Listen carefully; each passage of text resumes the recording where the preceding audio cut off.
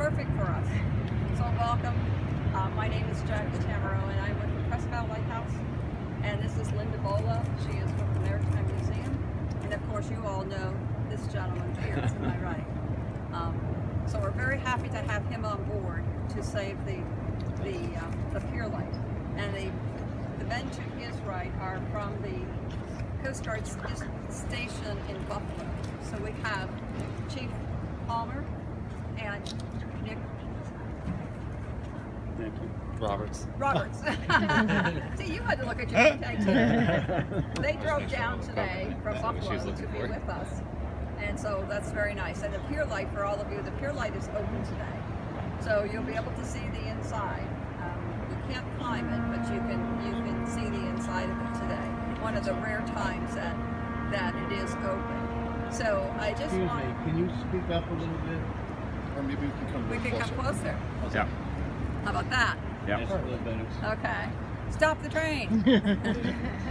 No, we're just worried about the rain, so we'll do with the train. Okay, and then we have Michael Sullivan, who is the director of the Prescott Lighthouse. Okay, and the Prescott Lighthouse, for your information, is open 7 days a week. So, and you can come between 10 and 5 and tour the lighthouse, climb the tower, go to the gift shop. So it's a wonderful place to visit too. And plus you can zip right around to the pier light on your way back. So at this point, I would like to turn it over to Bill. He's going to give you a little bit of history about great-great-grandfather, right? Correct. Get those greats mixed up. So we have Great Bill here talking about great-great-grandfather. Thank you, Jackie. Sure. It's a pleasure and an honor to be here today to say a few words about lighthouse keeper Frank Henry.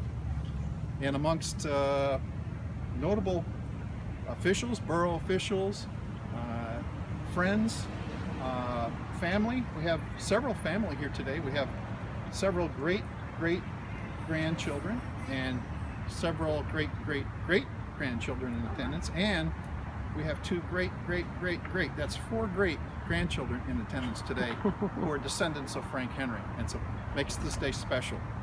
And also, it's a pleasure to be with the United States Coast Guard and to have them here with us today. And I'm just going to ask Coast Guardman Palmer to say just a few words about what they do here so we can appreciate what it is that they do and how they keep us safe. Thanks, Bill. Good morning, I'm Chief Charles Palmer, and this is Petty Officer Nick Roberts, and we're from the Aids to Navigation team over in Buffalo, and we're tasked with maintaining and servicing and responding to reports of discrepancies for all the aids to navigation, well over 400 aids to navigation in total across Lake Erie, this side of Vermilion, Ohio, all the way to the start of the St. Lawrence Seaway. So we spend a considerable amount of time on the road and on the lakes taking care of business, really, and walking in those footsteps of former keepers like Frank. So it's really humbling. There's a team of 11 of us there in Buffalo. We have 2 boats, a couple trucks, and it keeps us pretty busy out there. While a lot of the lights are modernized now and don't require the maintenance like the North Pier light did back then, where you had a few keepers and it was their full-time job for that one light.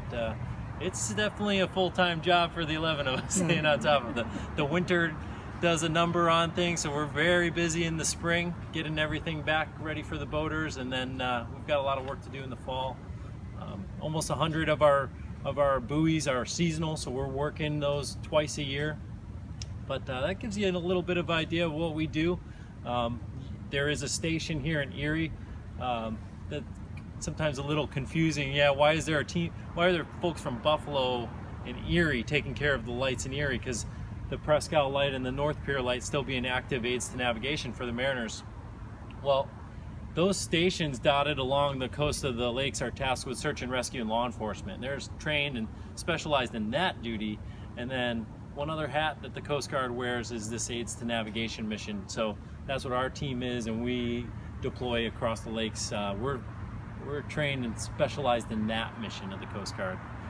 The Coast Guard having 11 missions that Congress gives us, and so that's just a little bit about us. And thanks for a moment to talk about that. Sure, it's an honor to have you here today. Thank you. Well, Frank Henry was the lighthouse keeper at the North Pier on Presque Isle, right at the channel entrance to the Erie Harbor. And he started in 1869, just prior to the U.S. Civil War. And he served with distinction for 16 years until 1884. And at that time, there were no electric lights. It was not as simple as turning on a switch like we do today. It was actually very difficult work and tedious work to maintain the beacon light. Frank Henry was the lighthouse keeper in a time in our history when we were having very high traffic into our Erie Harbor. We had as many as 4,000 ships coming into our Erie Harbor at the time, at the peak of navigation, mostly sailboats and steamboats. But they all depended on the North Pier light to help them guide through the channel and into the Erie Harbor.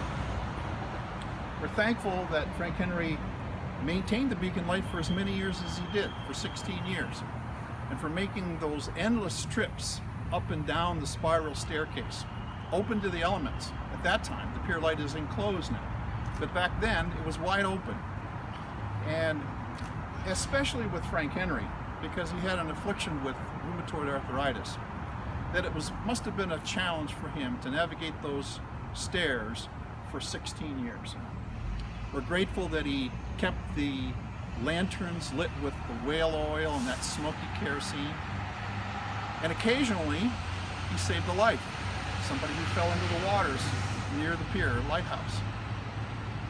And I'm certain that Frank Henry probably had some assistance from time to time, from others and from several of his 9 children that he had. He had 3 sets of twins. And I'm sure they were an assistant to him if they weren't falling off the North Pier and being required to be saved by the light-saving service next door, which is a true story. And we know this because Frank left us records of in his lighthouse journals and in his logbooks and many of his writings. Frank was not only a lighthouse keeper, but he was a man of a humble existence and exceptional character. He was a leader right here in this borough of Westleyville, and he lived just a short distance from here, probably just a few hundred yards. And it was on this ground right here that we're standing that he and his family worshiped at the historic Westleyville ME Church that was here right behind us until I think about the 1920s when they tore it down. And Frank was an interesting guy.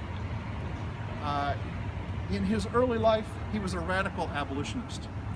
And he used to use this church that stood on these grounds as a place to hide slaves in the attic of the church until they could find safe passage on a sailing vessel or a ship over to Canada to their freedom.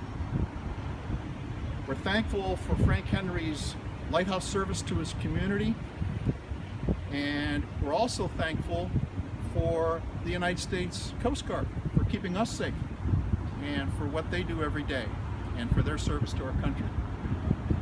And it's an important, this recognition of Frank Henry is well deserving. And it isn't just deserving of Frank, but also of our rich Erie Harbor history, which is worth preserving, and to recognize our lighthouses here in Presque Isle and to protect them. So thank you all for being in attendance, and enjoy the Erie, the Presque Isle, or the Presque Isle Lighthouse and the North Pier Lighthouse this afternoon if you get a chance. Thank you. Thank you. Now, if you would just please take the flag and place it with the marker there. Okay. Pleasure. And we'd like to call your attention to this absolutely gorgeous bronze marker that was purchased by the Presque Isle Lighthouse for the gravesite right here. And so it will remain here as long as his stone is here. And now I'd like to turn it over to Linda. She's going to just say a few words about the legend of the lighthouse. She's going to read it to you. And then that will conclude, and we'll see you at the Presque Isle Lighthouse. Or the North Pier. And the North Pier. Yes, and North Pier is only open till 2, right guys? Right. Okay. So the legend of the lighthouse. Certainly. Oh, beautiful. The beam of light we see along the shore the lighthouse tower standing tall above the waves that roar. On beacon, oh beacon bright, your shining light once guided men at sea. The lighthouse light protected all, then fell to destiny. So now we all must keepers be and work to save each one. They are a part of history, and though their job is done, the stories told to young and old will guide us come what may. Through darkest night till morning light, the lighthouse shows the way. The keepers, once so proud and strong, began to fade from sight. As progress took their work away, we still preserve their light. O keepers strong, you still belong within the tower's height. We honor men who kept the lights all through the darkest night. So now we all must keepers be and work to save each one. They are a part of history, and though their job is done, the stories told to young and old will guide us come what may. Through darkest night till morning light, the lighthouse shows the way.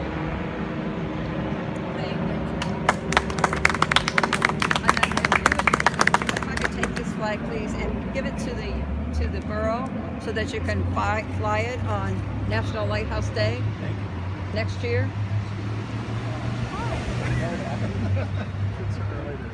Okay, that concludes